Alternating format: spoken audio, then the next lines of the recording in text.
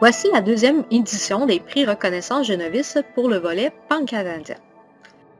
Ce concours amical veut reconnaître les éleveurs qui croient au programme d'évaluation génétique Genovis et qui contribuent activement à son bon fonctionnement.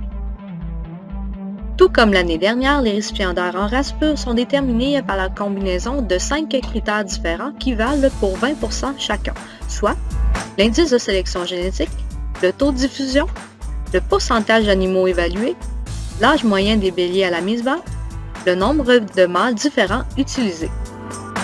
Les récipiendaires en productivité en croisement sont déterminés par la productivité moyenne de leurs femelles. Les données considérées pour cette édition du concours sont les naissances du 1er août 2019 au 31 juillet 2020. Le dévoilement des gagnants se fera via notre site Facebook le 15 décembre prochain. Les finalistes de chacune des catégories sont les entreprises qui se sont démarquées dans leurs provinces respectives. Dans la catégorie race prolifique, ce sont 3 entreprises d'Arcot-Rideau qui s'affronteront cette année. Les finalistes sont Lem Lady Farm de l'Ontario, Salt Breeze Farm de l'île du Prince-Édouard, Ferme Ovimax du Québec et récipiendaire du prix Reconnaissance volet pan-canadien l'année dernière. Dans la catégorie race maternelle, ce sont 3 entreprises de race Dorset qui sont en nomination.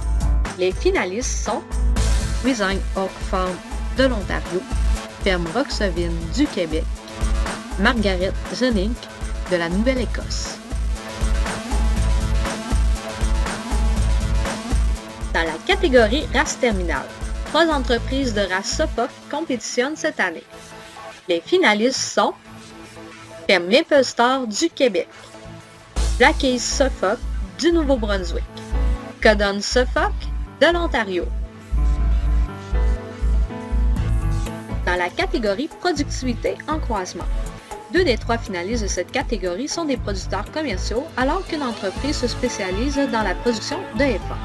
Les finalistes sont Backbone Ranch de l'Alberta, producteur commercial, Brubaker Ovine de l'Ontario, producteur commercial, Bergerie de l'Estrie, hybrideur du Québec et récipiendaire de la catégorie l'année dernière.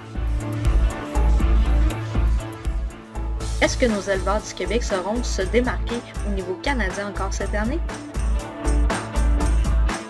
C'est ce que vous découvrirez le 15 décembre prochain. C'est un rendez-vous.